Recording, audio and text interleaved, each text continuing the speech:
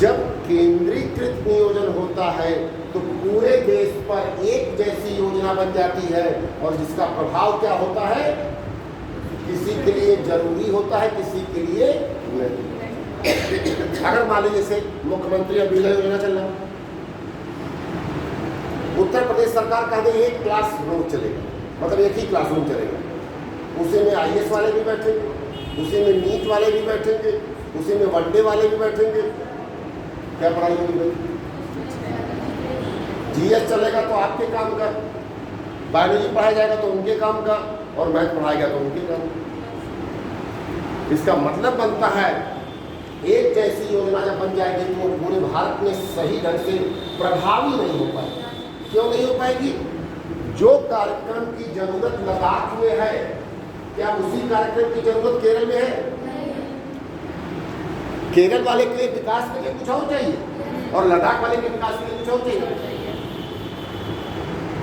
यहीं पर बात आ रही है डिसेंट्रलाइज्ड प्लानिंग सिस्टम, विकेंद्रीकृत शासन प्रणाली की बात आ रही है, डिसेंट्रलाइज्ड नियोजन की बात आ रही है। तो यानी अब हम क्या बात करेंगे? विकेंद्रीकृत।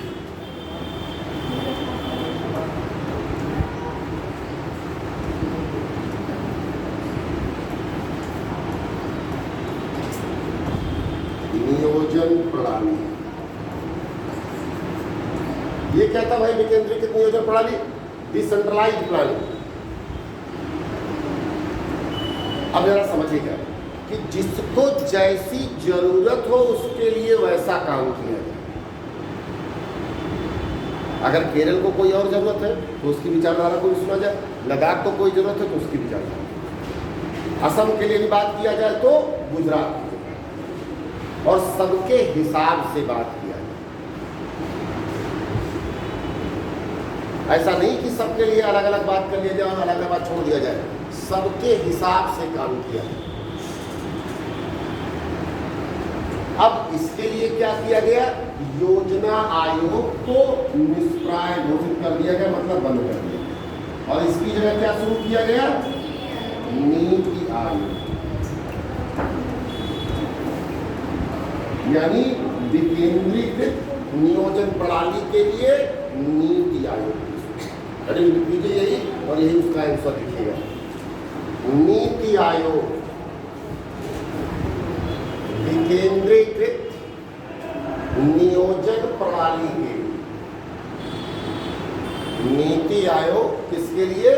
विकेंद्रीकृत नियोजन प्रणाली। नीति आयोग डैश करके लिखिएगा, विकेंद्रीकृत नियोजन प्रणाली के।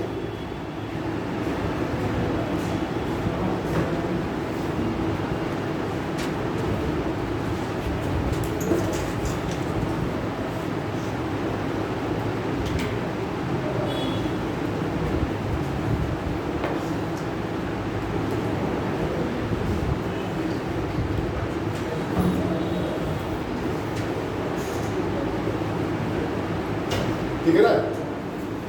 अब क्या हुआ भाई, कैसे हुआ देखिएगा। 1 जनवरी 2015 को, 1 जनवरी 2015 को योजना आयोग को समाप्त घोषित कर नीति आयोग का गठन किया गया।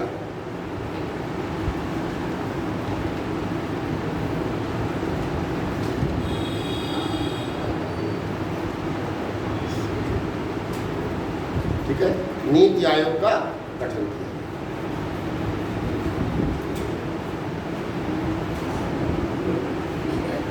अब लिखिएगा, थोड़ा सा पदाधिकारी पूछ लेते हैं कि कौन क्या होता है भाई। तो नीति आयोग का अध्यक्ष लिखिएगा, अध्यक्ष,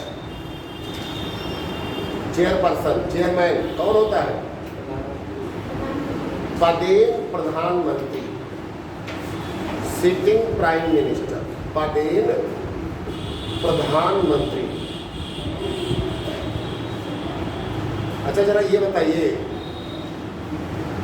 नीति आयोग के अध्यक्ष के रूप में शपथ ग्रहण कौन कराता है?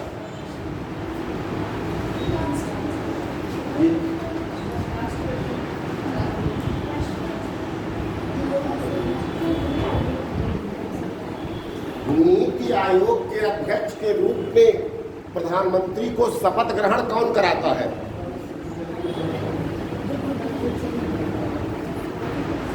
बताइए भाई।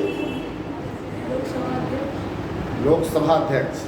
और कोई? अपना अपना आसन दीजिए, कोई दिक्कत नहीं है, आंसर अभी हम बाद में बताते हैं। राष्ट्रपति।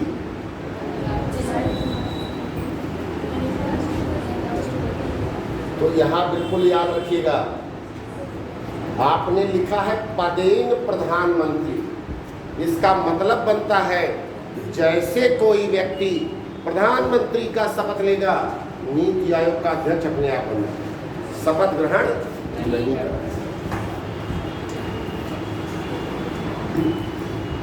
यानी इसका शपथ ग्रहण का समारोह ही नहीं होता भाई। जैसे कोई प्रधानमंत्री बनता है वह नीति आयोग का अध्यक्ष अपने आप बन जाता है, और जैसे ही वह प्रधानमंत्री से इस्तीफा देगा, नीति आयोग से इस्तीफा उसी समय अपने आप मान लिया जाएगा। यानी इसे देना और लेना नहीं। चलिए आगे बढ़ते हैं। दूसरा लिखिए उपाध्यक्ष। उपाध्यक्ष, वाइस चेयरमैन। ठीक, ये कैबिनेट मंत्री का दर्जा प्राप्त व्यक्ति होता है। जो भी कोई उपाध्यक्ष होता है वो क्या होता है? कैबिनेट मंत्री का दर्जा प्राप्त। Rank as cabinet minister. किसका दर्जा प्राप्त होता है? कैबिनेट मंत्री का। इस समय नीति आयोग के उपाध्यक्ष कौन है? आप लोग को पता होगा।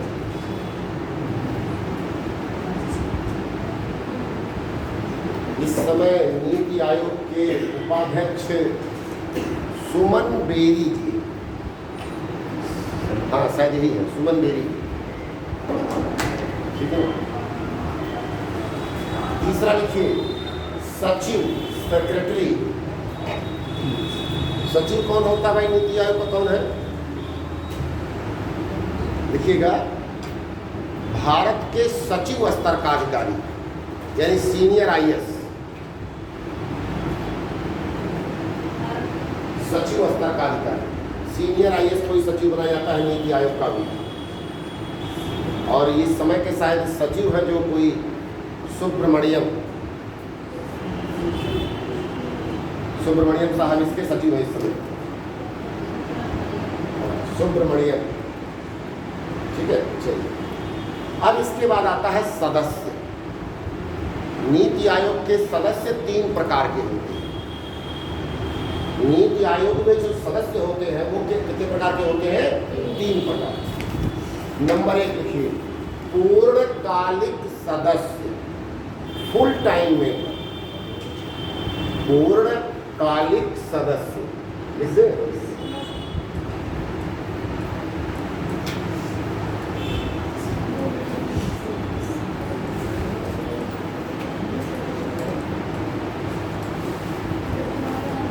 जिन्हें भी नीति आयोग में पूर्णकालिक सदस्य बनाया जाता है उन्हें राज्य मंत्री का दर्जा है। तो डैश करके लिख लीजिएगा, राज्य मंत्री का दर्जा प्राप्त, रैंक्ड एज स्टेट मिनिस्टर या मिनिस्टर फॉर स्टेट, राज्य मंत्री का दर्जा।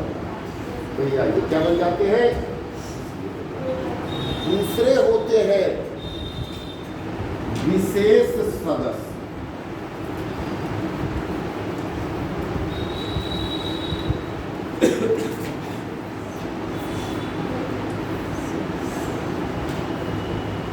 कैसे होते हैं? विशेष, यानी जो भारत सरकार के कुछ कैबिनेट मंत्री, उन्हें विशेष सदस्य बनाया। लगभग 4 कैबिनेट मंत्रियों को या 5 ऐसे 4 को ही प्राय बनाया जाता है। उन कैबिनेट मंत्रियों को विशेष सदस्य। ये मिलेगा भारत सरकार के केंद्रीय मंत्रिमंडल के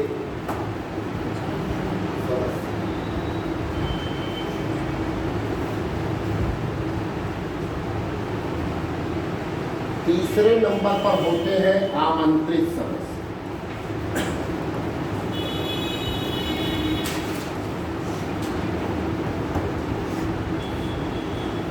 इनवाइटेड मेंबर्स। अब जरा यहीं पर समझिएगा, नीति आयोग और योजना आयोग में एक अंतर ये भी है, योजना आयोग में कोई भी व्यक्ति वही सदस्य बन सकता था जो भारतीय हो। भारत के बाहर का कोई होगा तो उसे योजना आयोग में सम्मिलित नहीं। नीति आयोग में इस बात से दूर रखा गया, यहाँ पर किसी विदेशी विश्वविद्यालय या किसी और के अर्थशास्त्र के क्षेत्र के, प्रशासन के क्षेत्र के, अकाउंटेंसी के क्षेत्र के, प्रबंधन के क्षेत्र के जो विशेष महारथी हैं कि जिनको जोड़ने से विशेष लाभ हो सकता है, उन्हें यहाँ पर हम जोड़ सकते हैं। कैसे जोड़ सकते हैं? आमंत्रित सदस्य, इनवाइटेड मेंबर्स। तो लिख लीजिए, देश के या विदेश के विशेषज्ञों को, देश के या विदेश के विशेषज्ञों को, अब कैसे विशेषज्ञ? अपने अपने विषय के विशेषज्ञ होंगे, आमंत्रित सदस्य के रूप में जोड़ेंगे।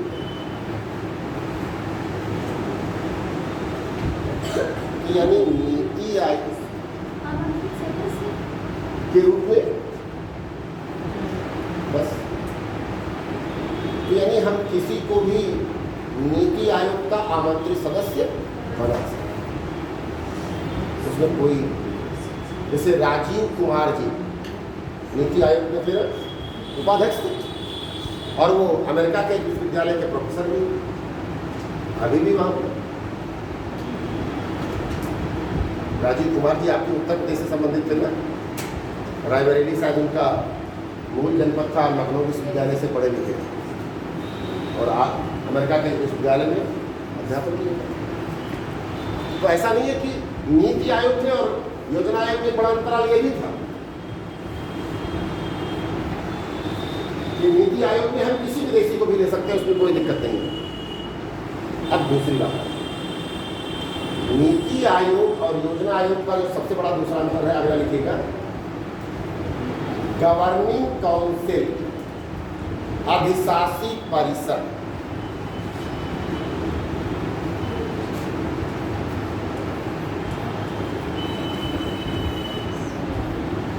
ऐसे हिंदी में ये लिख करके आ गया था,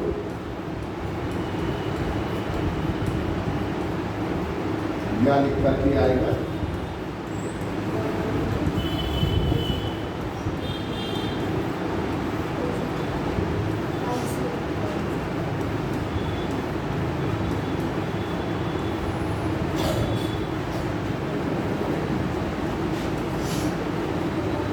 गवर्निंग काउंसिल या अधिशासी परिषद। अब जरा समझिएगा, योजना आयोग में मैंने आपको बताया कि केंद्र सरकार के ही सभी लोग थे, राज्यों से किसी को भी यहाँ पर नहीं लिया गया। लेकिन जैसे ही हमने नीति आयोग की बात किया, वहाँ पर राज्यों के प्रतिनिधियों को लिया जाने लगा। किसे लिया गया? यहाँ पर सभी राज्यों के मुख्यमंत्री, देख लीजिएगा, सभी राज्यों के मुख्यमंत्री सदस्य के रूप में और बाकी सभी पदाधिकारी, ब्रैकेट में लोग देना, शेष अन्य सभी पदाधिकारी। जैसे अध्यक्ष कौन होगा गवर्निंग काउंसिल का? प्रधानमंत्री। उपाध्यक्ष कौन होगा? जिसे बनाया गया होगा। बाकी सदस्य कौन होंगे? वो सब आपने पढ़ा। लेकिन उनमें से कौन बढ़ गया? एक कौन बढ़ गया? सभी राज्यों के मुख्यमंत्री। यानी नीति आयोग में खास बात क्या आ रही है कि राज्यों को, मुख्यमंत्री को यहाँ पर सदस्य के रूप में दर्जा दिया गया, उन्हें जोड़ा गया। सभी राज्यों के मुख्यमंत्री सदस्य के रूप में, और बाकी ब्रैकेट में लोग शेष सभी पदाधिकारी। उसे दोबारा लिखाने की जरूरत नहीं है, एक बार आप लिख चुके हो, बस बात खत्म हो गई। ठीक है ना? एक अंतर आपका आया कि भाई योजना आयोग केवल केंद्र सरकार के पदाधिकारी का था और नीति आयोग केंद्र सरकार के अधिकारियों और राज्य सरकार के पदाधिकारियों इन दोनों को मिलाकर के ये बातें आपको दूसरी ओर क्या ध्यान देना है कि योजना आयोग केंद्र की उन्मुख करके योजना बनाता था और नीति आयोग राज्यों के परामर्श के अनुरूप बनाता था, यानी वो केंद्रीकृत प्रणाली पर बात करता था, ठीक, और ये विकेंद्रीकृत प्रणाली। ये दोनों का अंतर आपको बहुत अच्छे से समझ में आना चाहिए, क्योंकि सीधा सा क्वेश्चन आपके बीसीएस में, आपके आईएएस में आता है, स्ट्रेट फॉरवर्ड क्वेश्चन निश्चित करना, ठीक है। अब नीति आयोग की कार्य प्रणाली कैसी है भाई, देख लीजिएगा। नीति आयोग की कार्य प्रणाली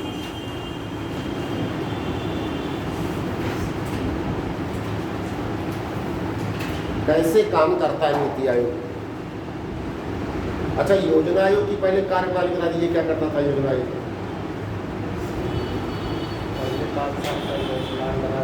हाँ, बस एक मात्र याद रखिए, योजना आयोग की कार्य प्रणाली थी पंचवर्षीय योजना।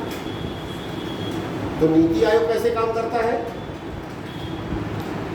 नीति आयोग बनाता है, सबसे पहले लिखिएगा 15 ईयर्स विजन, 15 वर्षीय विजन।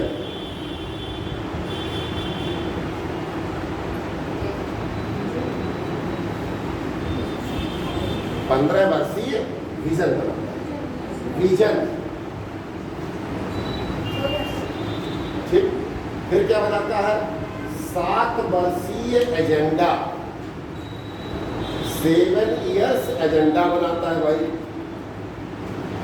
15 वर्षीय विजन बनाएगा, 7 वर्षीय एजेंडा बनाएगा और 3 वर्षीय कार्य एजेंडा, यानी 3 स्तर पर काम करता है NITI Aayog. 7 years vision, sorry 15 years vision, फिर 7 ईयर्स विजन एजेंडा, और फिर तो सबसे पहले 15 वर्षीय तय करेगा। क्या तय करेगा भाई? कि हमें 15 सालों में भारत को कहां से कहां पहुंचाना है। अगर थोड़ी सी आपसे हम बात करें तो आपको भी कुछ ऐसा ही सोचना चाहिए। इसका हम लोग उल्टा सोचते हैं। जैसे आप तैयारी करने आए हैं तो इसके उल्टे प्रणाली से आप चल रहे हैं। इसे क्या प्रणाली होगी? आपने पहले एनसीईआरटी तैयार करना चाहिए, क्योंकि आपने यूट्यूब पे बहुत सुना होगा कि एनसीईआरटी पहले तैयार करना चाहिए। तो आप भी अभी दिमाग में रखे होंगे कि एनसीईआरटी चलाइए, फिर बाद में देखा जाएगा क्या होगा। यानी आपने पहले क्या बना दिया? आपने 15 वर्षीय विजन बनाए। ईमानदारी यही है कि आप में से किसी के पास एक प्लान अप्रोच नहीं है कि कैसे हमें कब क्या पढ़ना है, ये 5 साल का, 3 साल का, 2 साल का हमारा क्या कार्यक्रम है। किसने तैयार किया बताइए? 1 साल का बता दीजिए, किसी के पास प्लानिंग हो कैसे पढ़ाई करनी है, बताइए भाई। आप में से किसी के पास 1 साल की प्लानिंग हो पढ़ाई का तो मुझे बता दीजिए। 1 साल तो बहुत दूर है, कल क्या पढ़ना ये नहीं पता है। आज घर पे गए, जो किताब मिला उठा के पढ़ना शुरू कर दिया, नावल मिला तो नावल पढ़ लिया, कविता मिला तो कविता पढ़ लिया, और इतिहास मिला तो इतिहास पढ़ लिया, भूगोल मिला तो भूगोल। No planning. आप लोग आप लोग का मतलब इतना सेंस बनता है कि ज्यादातर बच्चे इसी तरह चलते हैं और इसीलिए थोड़ी सी सफलता दिखती है। तो हमें इसको प्लान करना है, नीति आयोग की तरह प्लान करिए। सबसे पहले 15 वर्षीय विजन बनाइए। आप कितना समय तक प्लानिंग कर सकते हो, कितने समय तक टाइम दे सकते हो, फिर उसको हमको कैसे कैसे बाइफरकेट करना है और फिर उस पर काम कैसे करना है, इस पर बात करना है। तो नीति आयोग 3 तरह के काम करेगा। 2017 में 12वीं पंचवर्षीय योजना का समाप्ति होता है और 2015 में नीति आयोग की स्थापना के बाद 2017 से इसका टाइम पीरियड शुरू होता है। 2017 से क्या शुरू होता है? क्या होता है? नीति आयोग का लक्ष्य तय होता है। 2017-18 से लेकर के 30-31 तक का नीति आयोग का विजन तय होता है। फिर 7 वर्षीय एजेंडा 17-18 से लेकर 23-24, फिर 3 वर्षीय वर्किंग एजेंडा 3 बार बदल चुका, एजेंडा दूसरी बार चल रहा है, यानी बदलते रहना चाहिए। तो नीति आयोग का जो काम करने का तरीका है वो समथिंग डिफरेंट। अब इसमें सबसे बड़ी बात जो आ रही है कि राज्यों के परामर्श की भूमिका, स्टेट एडवाइस है, राज्य सरकार इसके लिए प्रमुख रूप से सहयोगी बन गई और भागीदार बन गई। अब इसको थोड़ा दूसरे एंगल से समझिए। जब योजना आयोग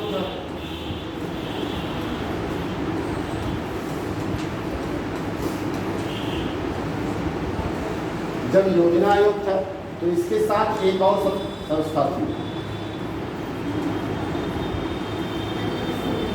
आज भी एनडीसी है, कोई बात नहीं।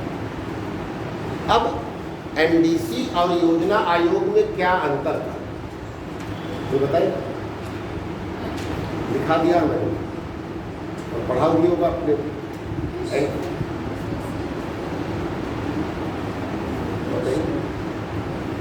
एनडीसी और योजना आयोग क्या समानता है, क्या अंतर है, समझिए।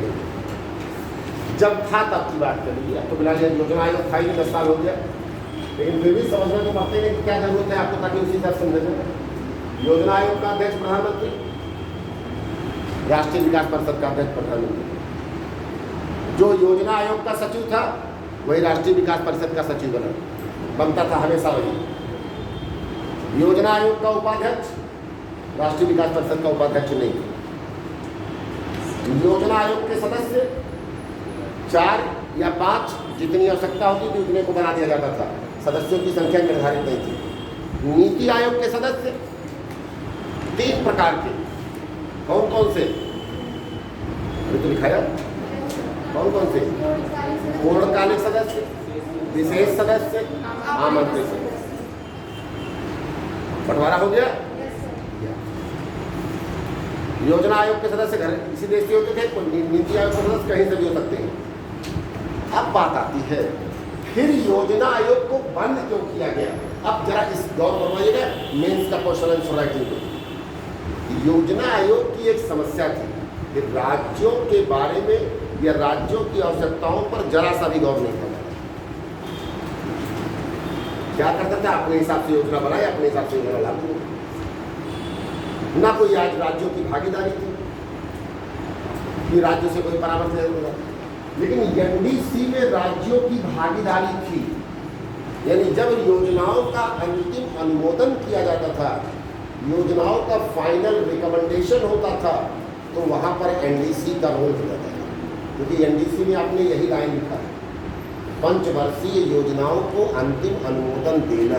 देखिए लिखा होगा, देखिए अभी कल लिखाया होगा मैंने, राष्ट्रीय विकास परिषद।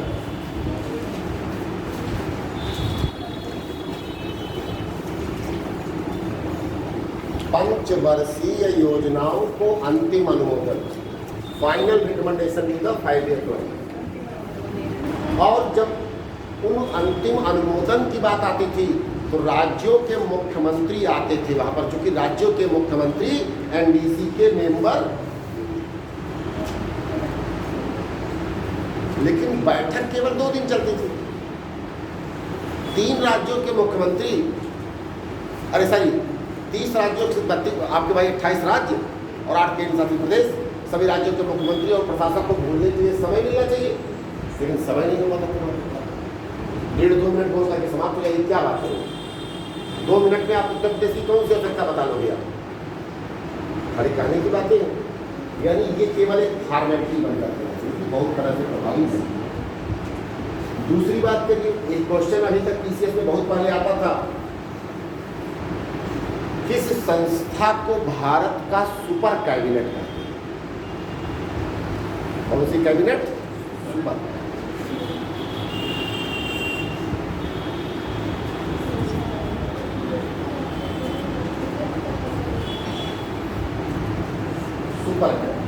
यानी सर्वोच्च कैबिनेट। हिंदी में इसे क्या कहेंगे? सर्वोच्च कैबिनेट।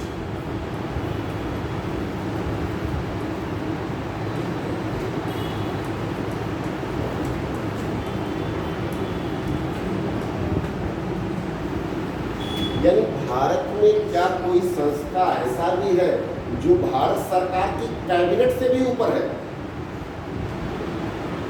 उसे हम क्या कहेंगे? सर्वोच्च कहेंगे, सुपर कहेंगे। तो भारत सरकार की जो कैबिनेट थी वो सबसे बड़ी अभी बड़ी, लेकिन अनऑफिशियली जो नाम दिया जाने लगा एनडीसी को, उस समय सुपर कैबिनेट कहने लगे। क्या कहने लगे? क्यों कहने लगे? जरा इस पर गौर करो। अगर कोई संस्था हो, उसका अध्यक्ष प्रधानमंत्री, कैबिनेट मंत्री उसके सदस्य, राज्यों के मुख्यमंत्री उसके सदस्य हो, तो क्या उससे बड़ी कोई मीटिंग हो सकती है भारत में, जहां प्रधानमंत्री उपलब्ध हो और सभी राज्यों के मुख्यमंत्री उपलब्ध हो? इससे बड़ी कोई संसद हो सकती है? इसीलिए एनडीसी को सुपर कैबिनेट कहते हैं। कई सारे विद्वानों ने कहा है, खैर बात कीजिए। अब दूसरी ओर ध्यान दीजिए, भारतीय संविधान का अनुच्छेद, ये पहले भाग की बात करिए, भाग 11 पढ़ा है हम लोगों ने। भारतीय संविधान का भाग 11 सामने टंगा हुआ है, यही देखिए। किताब पढ़ने का तो आपके पास समय नहीं है। भारत के संविधान में कितने भाग हैं? 22 भाग हैं। कौन सी बड़ी बात है? और भाग 11 तो बहुत बार पूछा गया है। भाग 9, भाग 11, भाग 10, 18, 15 बहुत बार पूछे जाते हैं। भाग 11 में बात करते हैं केंद्र राज्य संबंध। कैसे संबंध? कैसे? विधायी संबंध और प्रशासनिक संबंध। और भाग 12 में बात करते हैं केंद्र राज्य वित्तीय संबंध। उससे जरा मोटिवेट होकर के यहाँ पढ़िएगा, समझिएगा कि केंद्र और राज्य का कुछ संबंध ऐसा है कि केंद्र सरकार आदेश देता है और राज्य सरकार को वैसा करना होता है। अनुच्छेद 252, 253 पढ़िएगा। 352 में आपातकाल में, 252, 253 बड़ा फर्क है सब में। राज्य सरकार कोई ऐसा काम नहीं करेगी कि केंद्रीय योजना में बाधित हो, या राज्य सरकार ऐसे कार्यों को निष्पादित करेगी कि केंद्रीय योजनाओं को बल मिले। आप जब पढ़ोगे यहाँ पर आपको मिल जाएगा 252, 253। और यहाँ पर यह भी है कि अगर केंद्र सरकार विदेश से कोई एग्रीमेंट किया हुआ है, समझौता किया हुआ है, तो राज्य सरकार उसका उल्लंघन नहीं करेगी। उस विषय सूची पर कानून बनाने का अधिकार केंद्र सरकार को होगा। अब चूंकि पॉलिटी पे नहीं जा रहा है तो हमें इस पर बात करनी है। अब ऐसा समझिएगा, इसका मतलब बनता है कि योजना आयोग और मतलब क्या हो रहा है, केंद्र सरकार के द्वारा लागू। अब यहीं पर थोड़ा समझिएगा, भारत सरकार के मंत्रालय के आदेश को मानना राज्यों के लिए जरूरी होता है। भले ही कोई राज्य ना माने तो भारत सरकार क्या करेगा दोस्तों? आज ममता बनर्जी जी मना कर देती कि हम आपकी योजनाओं को नहीं लागू करेंगे, हम ऐसा नहीं करेंगे, बात खत्म हो जाती, कोई दिक्कत नहीं है, कोई प्रेशर नहीं आता। ऐसा है कि नहीं है? अब इसके आगे बढ़ते, यही काम योजना आयोग करने लगा। योजना आयोग सभी राज्यों से दबाव देकर ये कहने लगा कि जो मैं कह रहा हूं ऐसा आप करें, मेरे दिए गए सुझावों को आप मानिए। अब मान लीजिए राज्य ने कहा नहीं, हम नहीं मानेंगे, तो अगर राज्य नहीं मानता था तो योजना आयोग केंद्र सरकार से राज्य का जो ग्रांट होता था उसे रुकवा देता था।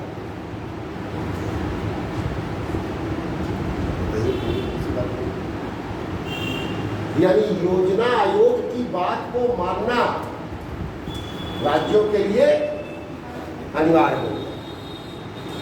तो भैया अगर कोई अनिवार्य हो जाएगा, इसी कारण योजना आयोग को सुपर कैबिनेट कहेगा। अब देखिए एनडीसी को सुपर कैबिनेट क्यों कहे? क्योंकि यहाँ बहुत सारे पदाधिकारियों, प्रधानमंत्री और मुख्यमंत्री का एक सम्मेलन था। योजना आयोग को सुपर कैबिनेट क्यों कहे? क्योंकि ये जबरन अपनी बात को मनवाने लगे। केसी वीरक ने भी कहा है राष्ट्रीय विकास परिषद को भारत सरकार का सुपर कैबिनेट। कई सारे बात को सुनाते हैं आपसे, यानी अब एक सर्वोच्च कैबिनेट का डिस्प्यूट किया कि भाई सुपर कैबिनेट हम किसको कहें, सर्वोच्च मंत्रिमंडल हम किसको कहें। तो बात ये आ रही थी, क्या भारत सरकार सर्वोच्च कैबिनेट बनाने के लिए बैठी हुई है?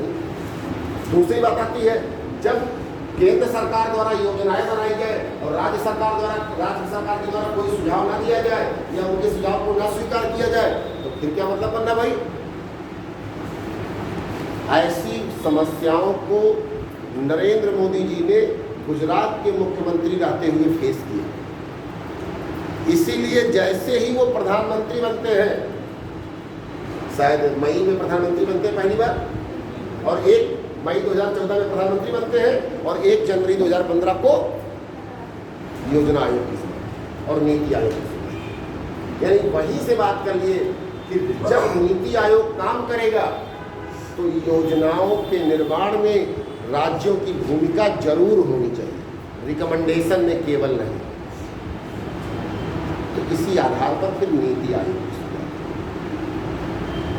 अब दूसरा एक जरा डिस्प्यूट देखिए, नीति आयोग का फुल फॉर्म क्या है?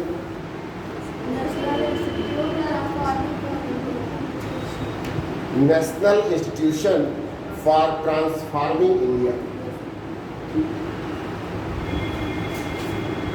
भारतीय बदलाव के लिए राष्ट्रीय संस्थान। अब यानी यहाँ पर नाम आ जा रहा है इंस्टीट्यूशन, संस्था। संस्था में क्या होती है? पढ़ाई। इस संस्थाओं में क्या होता है? पढ़ाई, शिक्षा, शोध, यही सब तो काम होगा ना। बताइए भाई, पत्र की हमारा इंस्टीट्यूट है, इंस्टीट्यूट में क्या होती है? पढ़ाई, शिक्षा, शोध, यही सब तो होता है ना। तो क्या नीति आयोग में कोई पढ़ाई, शिक्षा, शोध जैसा काम होता है?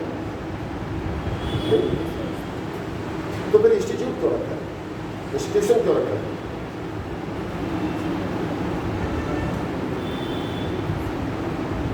ये कोई कंपनी, कोई नीति शब्द बनाना था इनको, शायद उसी पैसे में जाकर के इसको नीति,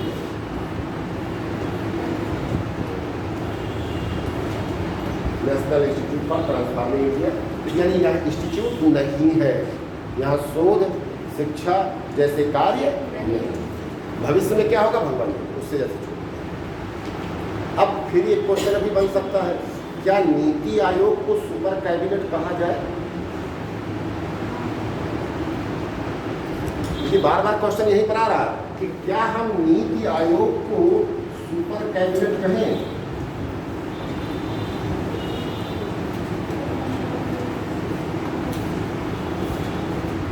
तो अभी बात ये आ रही है कि नीति आयोग की कार्यप्रणाली कुछ ऐसी नहीं है कि हम इसको सुपर कहें, इसलिए इसको हम सुपर कैबिनेट करने का प्रयास नहीं करें। नीति आयोग को हम सुपर कैबिनेट, ठीक है। अब इसके दूसरे एंगल पे आ जाइए। नीति आयोग जो कार्य कर रहा है वो भारत के विकास के लिए कई स्तर पर अपना लक्ष्य निर्धारित है। पहले तो वह 15 वर्षीय विजन बना रहा है कि भाई हम 15 साल में क्या चाहते हैं, भारत के विकास को क्या चाहते हैं। जैसे अभी आप देखिए, अभी से भारत सरकार चल रही है कि विजन 2047 चला नहीं चल रहा, इंडिया विजन 2047, यानी 2047 का विजन लेके हम चल रहे हैं। इंडिया विजन 2030, इसका भी विजन चल रहा भारत में। यानी अब हम विजन के साथ काम करना शुरू, क्योंकि जब विजन होगा तभी मिशन होगा। अगर विजन नहीं है तो फिर मिशन नहीं है।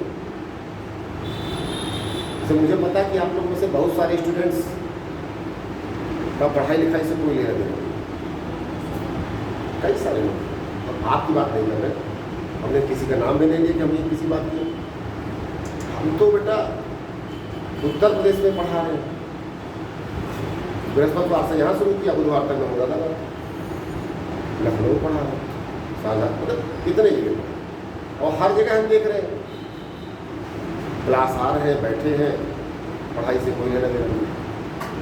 तो बात ये आती है कि भाई जब विजन ही नहीं है, मिशन ही नहीं है, तो उसका एक्टिवेशन कहाँ से होगा? बिना सिम के मोबाइल है, बात कहाँ से हो जाएगी?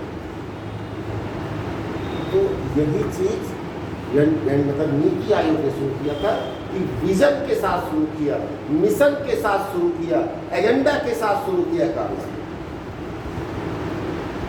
योजना आयोग सीधे सीधे 5 ईयर प्लान पे काम करता है, बस ये करना तो करना, बात खत्म। इसी को हमने यहाँ पर आकर के परिवर्तित किया और भारत ने विश्वव्यापी जो दृष्टिकोण था, दुनिया का जो अप्रोच था, उसको लागू किया, वर्ल्ड वाइड पे आया कि अब विजन तय करना।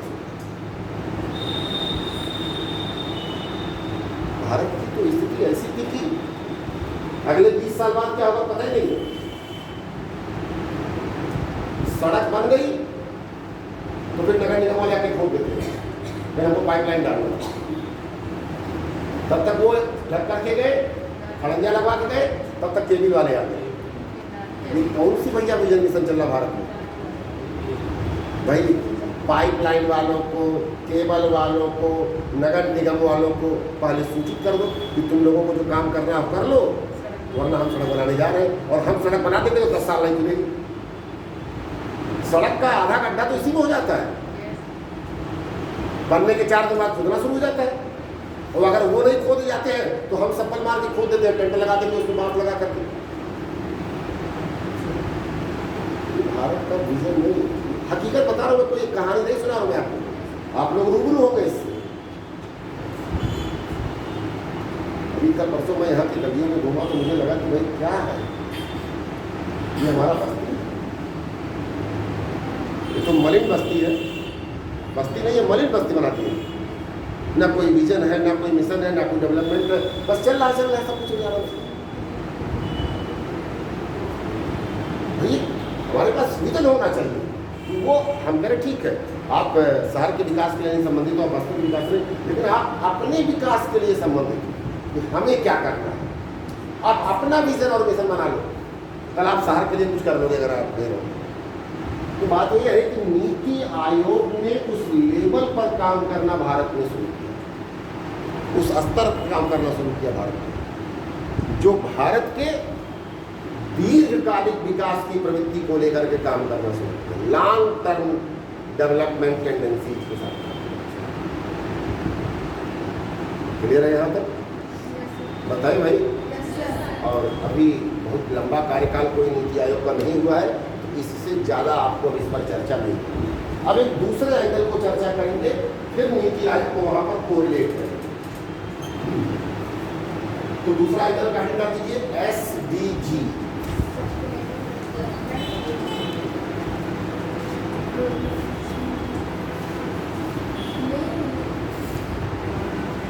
Sustainable development goal, sustainable development goal.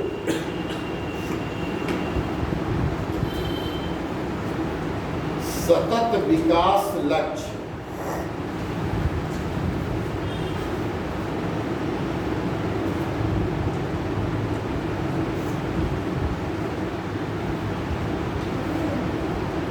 अब 2-3 क्वेश्चन पहले इसके बेसिक से नोट कर लीजिए।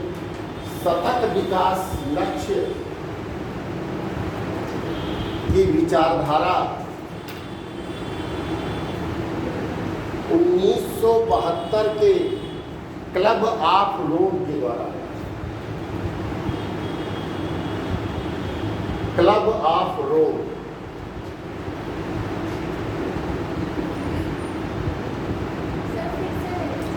सतत विकास लक्ष्य का प्रस्ताव सबसे पहले 1972 में क्लब ऑफ रोम के द्वारा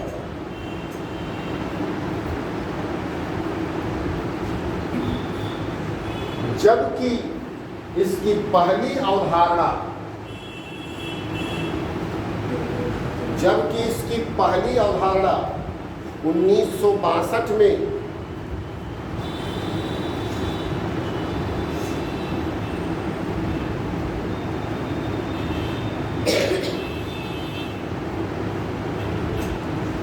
रैचल कार्सन,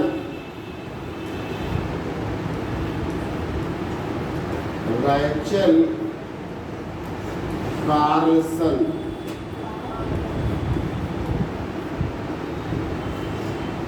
की पुस्तक the silent valley,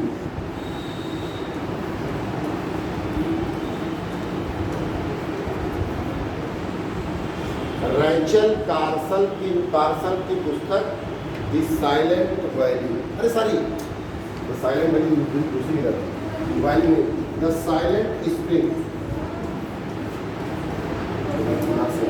the silent valley की किताब है रैचल कार्सन की पुस्तक द साइलेंट स्प्रिंग। इस द साइलेंट स्प्रिंग किताब में रैचल कार्सन ने भारत या जैसे विश्व के कई सारे देशों में एक प्रणाली चल रही थी, एक बात हो रही थी, DDT नाम सुना होगा? DDT का छिड़काव किया जाता है किसके लिए? कीटनाशी और जमावट। तो इन्होंने कहा भाई ये जो आप DDT का छिड़काव कर रहे हो ये कहाँ तक सही है, इसका क्या लक्ष्य है, इसका क्या उद्देश्य है, इससे क्या प्राप्ति होगी? पता चला नुकसान कर रहा है, हार्मफुल हो रहा है। वर्तमान में तो उत्पादन हम बढ़ा रहे हैं, भविष्य में नहीं हो पा रहा। यहीं से कॉन्सेप्ट आया सस्टेनेबल डेवलपमेंट गोल, SDG,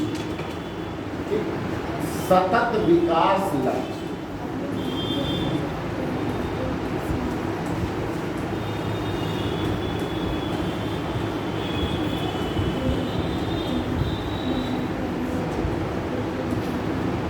जरा समझिएगा क्या है भाई सतत विकास लक्ष्य, एक लाइन में लगातार विकास करना, संसाधनों का सतत विकास लक्ष्य को हम एक लाइन में अगर बात करें तो ये कहेंगे हाँ कि भविष्य के आवश्यकताओं को भी ध्यान में रख करके भौतिक संसाधनों का वर्तमान में उपयोग, यानी आज हम जो डेवलपमेंट करें, आज हम जो कुछ कंजम्पशन करें उसका कंजम्पशन कैसे करें, इस प्रकार से करें कि भविष्य में हमारे लिए वह रहे, उपलब्ध रहे। जैसे आज दुनिया में चर्चा चल रहा है कि कोयले का उपयोग हमारा इस प्रकार से हो रहा है कि 2100 ईस्वी आते आते कोयला खत्म, तब कोयला म्यूजियम में दिखाई देगा, लोग कोयला देखने के लिए टैक्स देंगे, फीस देंगे कि चलो कोयला दिखा के लाते हैं। यानी उस समय हमारे पास ये स्थिति है, कोयला हमारे लिए उपभोग वर्ग नहीं बचेगा। पेट्रोलियम भी हमारा ऐसे होगा, 2250 आते आते पेट्रोलियम खत्म हो जाएगा, बार बार बात आ रही है, पेट्रोलियम खत्म हो जाएगा। यानी जो भी खनिज आज हम उपभोग कर रहे हैं या ज़्यादा कर रहे हैं, धीरे धीरे वो खत्म ही हो रहा और एक दिन पूरी तरह खत्म हो जाएगा। तो बात ये आ रही है कि हम इस किसी भी खनिज का उपयोग इसी प्रकार से करें कि आने वाले समय में हमारे लिए वो उपलब्ध, आज भी हम उपयोग करें और कल भी हम उपयोग करें। अगर घर वालों ने आपका महीने भर का खर्चा दिया है तो ऐसे खर्चा करो कि महीने भर चल जाए, नहीं 3 दिन जबरदस्त और उसके बाद है नहीं। तो ऐसा नहीं, सतत विकास की बात है। कुछ लोग पढ़ाई भी इसीलिए करते हैं, 2 दिन खूब जबरदस्त, फिर एक हफ्ता गायब। तो ये सही है, सतत विकास वही है कि सस्टेन करिए आप, रेगुलर रखिए आप, नियमित रहिए आप। तो सतत विकास का जो लक्ष्य था, इसकी जो शुरुआत किया तो क्लब ऑफ रोम से हुआ 1972 से, लेकिन इसकी उससे पहले की जो नाम आया वो रैचल कार्सन का नाम आया था, द साइलेंट स्प्रिंग। उन्होंने किताब लिखी जिसमें उन्होंने डीडीटी के छिड़काव को रोकने की बात किया। क्यों रोकने की बात किया? उन्होंने कहा भाई आप डीडीटी का छिड़काव करके, रासायनिक संगठन प्रसार करके आप फसलों को तो बचा ले रहे हो, लेकिन इंसानों के जीन को खराब कर रहे हो, मिट्टी को खराब कर रहे हो। तो ये बात समझिए। अब मैं किसी कंपनी का नाम नहीं लूंगा। कुछ लोग पैकेट आटा खाते हैं, पैकेट, मुझे कोई आपत्ति नहीं है, मैं केवल जानकारी आपको देना चाहता हूँ। पैक्ड आटा लाइए घर पे, खोल करके रख दीजिए और 2 महीना रख दीजिए, उसमें घुन नहीं पड़ता। पड़ता है? कीड़े नहीं पड़ते। 2 से 2.5 महीना 3 महीना रखिए, कीड़े नहीं पड़ते। हाँ 4-5 महीना पड़ा रहेगा तो शायद पड़ जाएगा। और जो घर का चक्की से आप आटा पिसवाते हो, 1 महीना बाद उसमें कीड़े घुन पड़ने लगते हैं। ऐसा क्यों? क्योंकि उसमें दवा पड़ी। यानी वो ऐसा आटा है जिसको घुन भी नहीं खा रहे हैं, उसे खाली इंसान खा रहे हैं। ऐसा है कि नहीं है?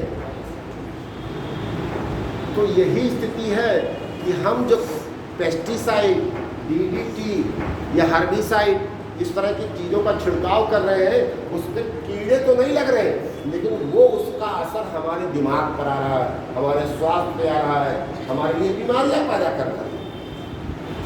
तो कार्सन साहब ने इसी बात का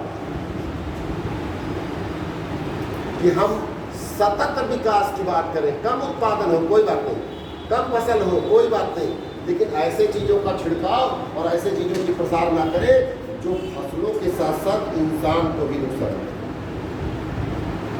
तो डाइक्लोरोडाइफिनाइल एंड ट्राइएथिलीन डीडीटी का जो छिड़काव करते थे उसको रोकते। अब आइए दूसरे में, तो सतत विकास लक्ष्य की बात करें, देखिएगा लाइन चेंज करके 2015 में संयुक्त राष्ट्र के सम्मेलन में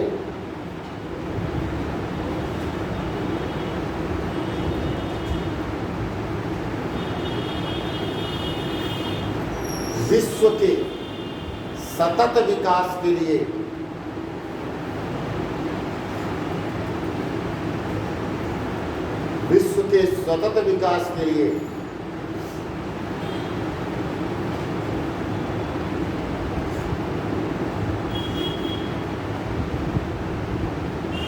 सत्रह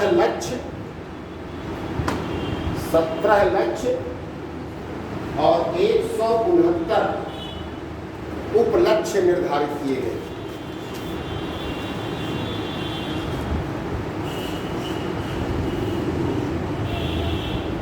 यानी वैश्विक स्तर पर सतत विकास के लिए संयुक्त राष्ट्र संघ ने कितने लक्ष्य निर्धारित किए?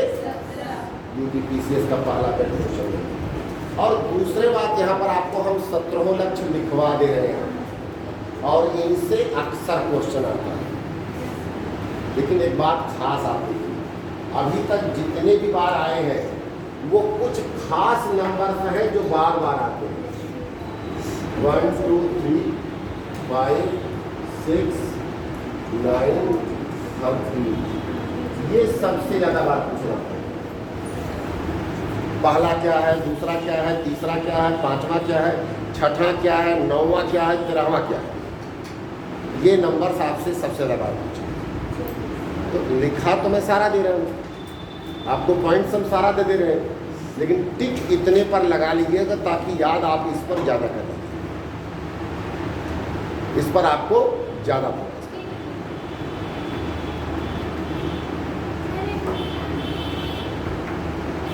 ठीक है ना? तो लिखिएगा SDG 1, SDG 1 SDG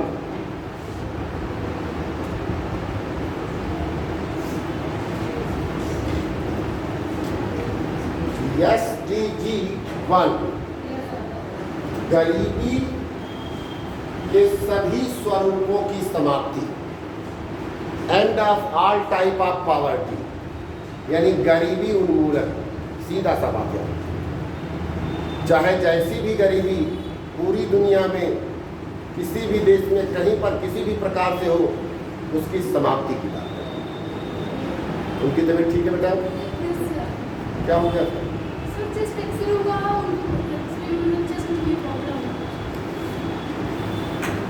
अभी ठीक है वर्तमान में? तो गरीबी उन्मूलन की बात है, सभी प्रकार की गरीबी। कितने प्रकार की गरीबी हमने आपको पढ़ाई? हमने तो आपको कल पढ़ाई थी, परसों पढ़ाई। सापेक्ष गरीबी, निरपेक्ष गरीबी, शहरी गरीबी, ग्रामीण गरीबी। तो जितने प्रकार की आप गरीबी की बात कर लिए, सभी प्रकार की गरीबी का उन्मूलन SDG 1। अब लिखिए SDG 2।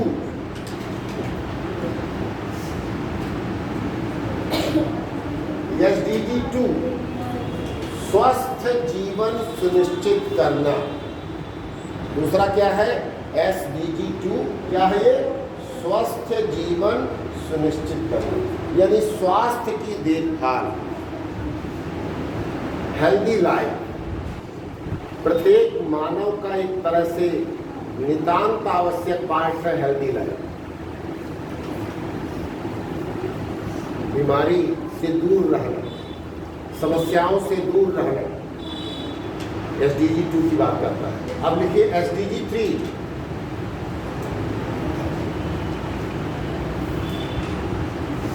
नहीं, स्वस्थ वाला तीसरे नंबर पे है।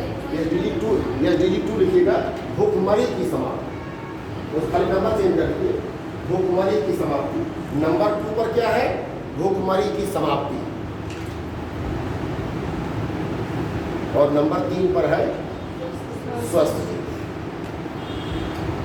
चौथे नंबर अगला लिखिएगा,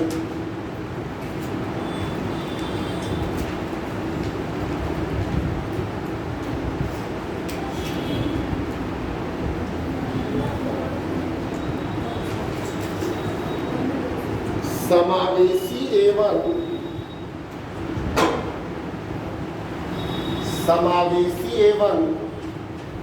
समानता पर आधारित शिक्षा।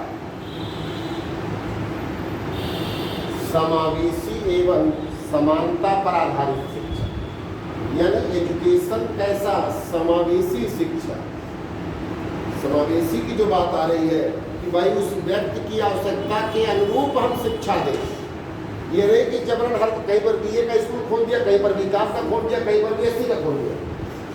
BA वाले क्षेत्र में हम कहें सभी लोग BA करो, BSc वाले क्षेत्र में सभी से हम करें BSc करो, और बीकॉम वाले क्षेत्र में हम सभी से करें बीकॉम करो। ये कौन सी बात आती भाई? ऐसा नहीं, हर एक जगह हर एक प्रकार की उचित शिक्षा व्यवस्था हो, और उसमें ये क्या किया जाए? समावेशी विकास। चलिए अगला लिखिए, नेक्स्ट। पेयजल की उपलब्धता, चौथा नंबर आएगा। 5वां, पेयजल की उपलब्धता।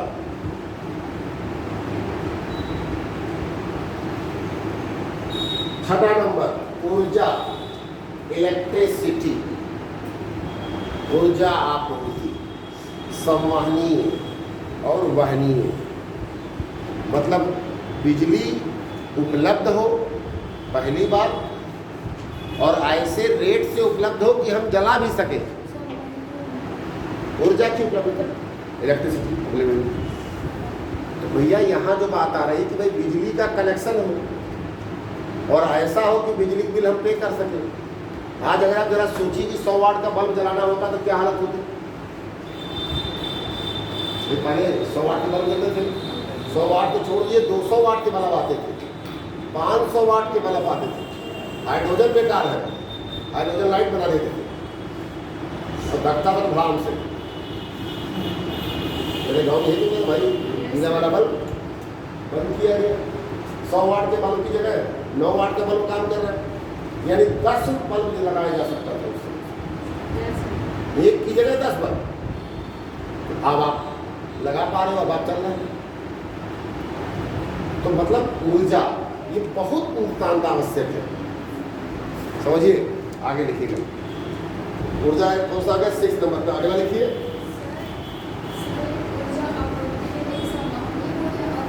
वहनीय, मतलब जिसको मतलब पैसा भुगतान किया जा सके, वहनीय। अगला लिखिए।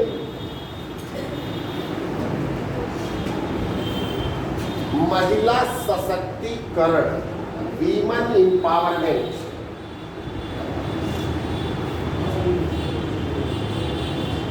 महिला सशक्तिकरण, या इसी को आप कह सकते हो लिंग आधारित समानता। लिंग आधारित समानता,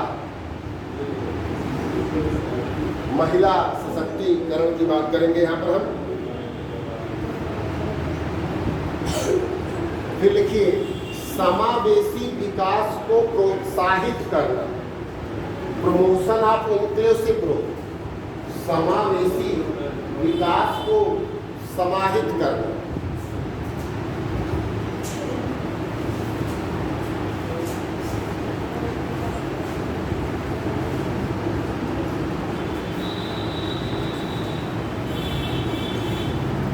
अगला, सतत औद्योगिकरण को प्रोत्साहित करना। सतत औद्योगिकरण को प्रोत्साहित करना। सतत औद्योगिकरण।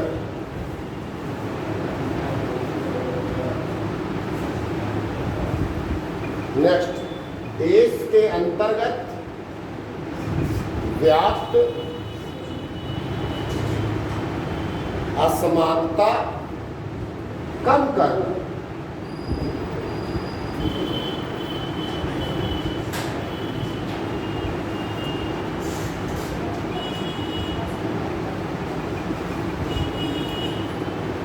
नेक्स्ट, राज्य को मानव उपयोगी,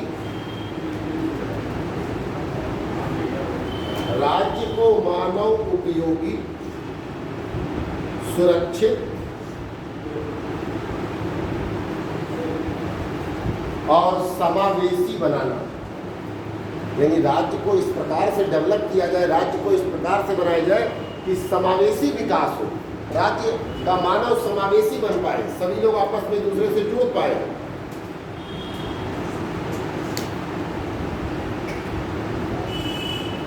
अगला लिखिए, सतत उत्पादन और उपभोग सुनिश्चित करना।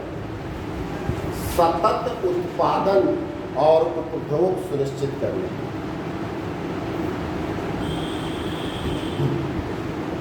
यानी उपभोग और उत्पादन सुनिश्चित हो पाए।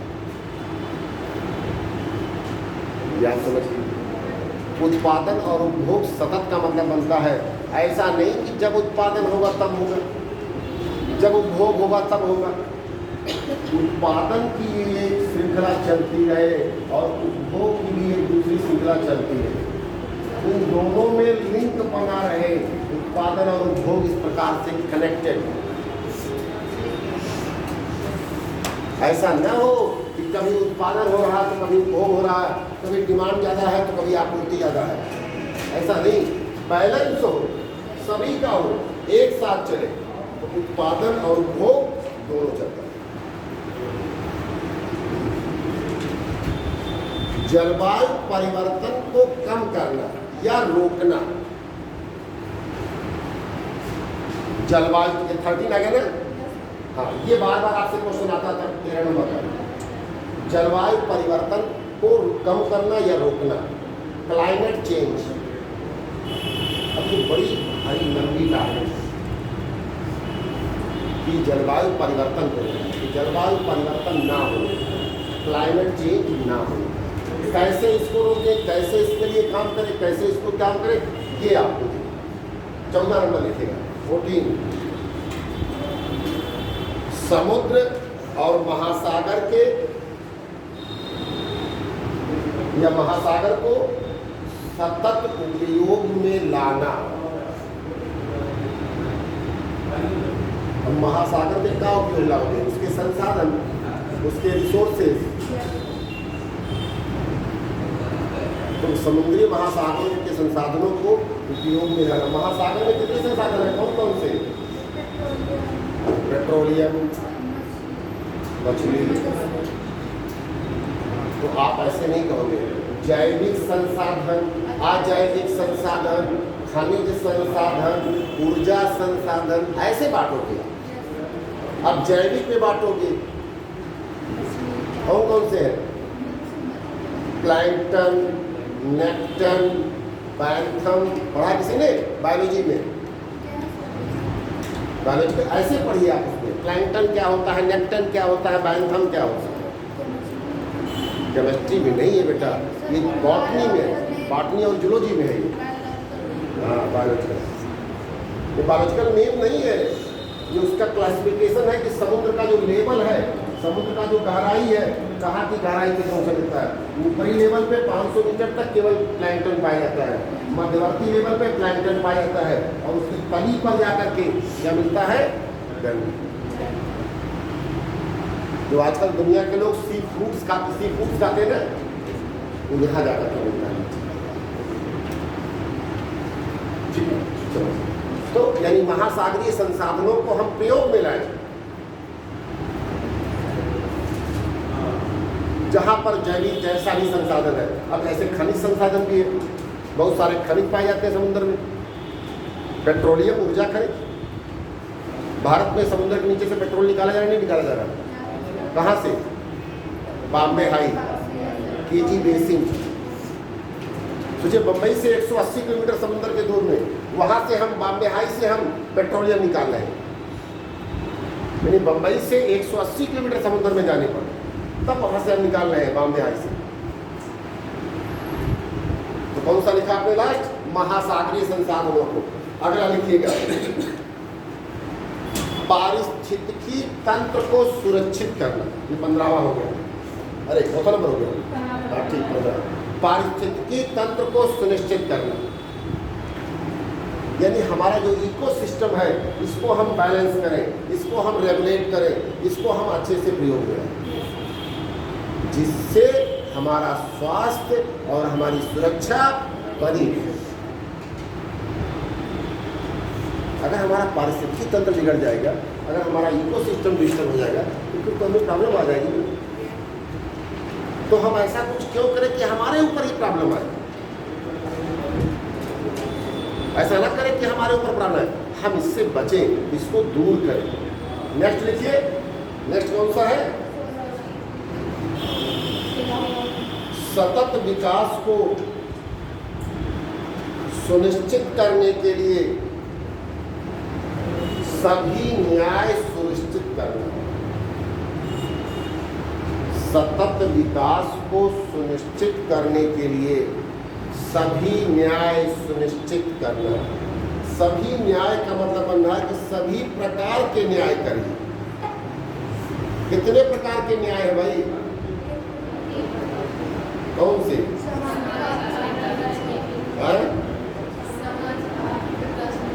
हाँ, सामाजिक न्याय, आर्थिक न्याय और राजनीतिक। और आखिरी आपका है ग्लोबल पार्टनरशिप को बढ़ावा, वैश्विक साझेदारी को बढ़ावा। इसको बढ़ावा देना, वैश्विक साझेदारी को बढ़ावा देना। यानी वैश्विक साझेदारी को हम बढ़ाकर विश्व के समूह को एक साथ बढ़ा करके हम उसको आगे काम करेंगे, तो हमारा वैश्विक साझेदारी क्लियर है। तो ये हो गया आपका SDG। मैंने जितने नंबर बताए वो नंबर आप नोट कर टिक लगा लीजिए, ताकि उस पर आप विशेष बल लीजिए। अभी तक जितनी बार आप देखिए यही, इस बार भी पेपर आया है क्वेश्चन, 2025 के पीसीएस में भी तो क्वेश्चन यहाँ से आया है। तो नंबर पे आप टिक लगा लीजिए, ऊपर नंबर लिखा हुआ है उस पर केवल आपको टिक लगाना है। हाँ, एक और करिए, यहाँ पर 17 को भी बढ़ा दीजिए। अभी तक 17 नहीं आया है, लेकिन ये भी बहुत इंपॉर्टेंट है।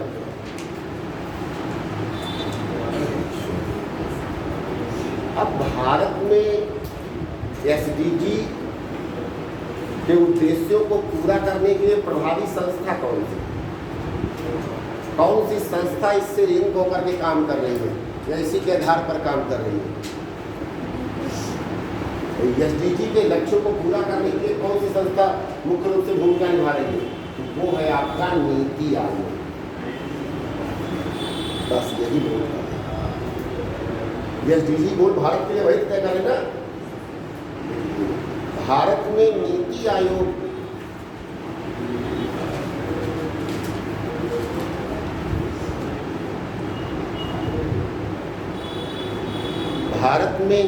आयोग एसडीजी के लक्ष्यों को पूरा करने के लिए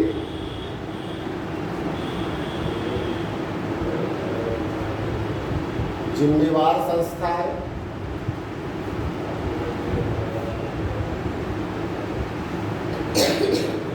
और देश के भीतर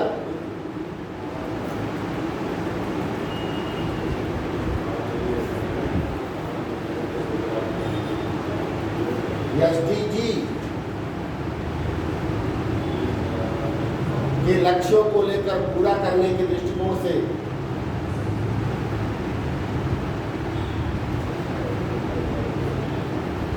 राज्यों की रैंकिंग करता है। अभी आपने बहुत तेजी से सुना होगा कि उत्तर प्रदेश तेजी से आगे बढ़ता हुआ एसडीजी में, ठीक है ना, 18वें स्थान पे आ गया। कहाँ काफी पीछे चलता था। सतत विकास लक्ष्य के उद्देश्यों को पूरा करने में आगे बढ़ गया है ये काफी। यानी राज्यों का क्रम यहाँ पे आता है कि कौन सा राज्य कहाँ पर कितना आगे बढ़ चुका है, इस पर है। और वो रैंकिंग कौन करता है? एसडीजी। तो बस इसको पढ़ लीजिएगा काम आपका। तो अब नीति आयोग और एसडीजी दोनों को मिलाकर के बात आपको समझ में आ गई? टाइम हो गया क्या? अभी आप लोग को तैयारी शुरू करें। 2 मिनट क्लोज कर लीजिए, तभी दिमाग में काम करे, पता चलेगा। भागने चक्कर में लास्ट बात रह जाए। तो नीति आयोग जो भारत की है, ये यूएन के एसडीजी लक्ष्यों को पूरा करने के लिए भारत में पूरी तरह से जिम्मेवार संस्था, ठीक है ना? चलिए कोई बात नहीं, दवाई कर रहे थे।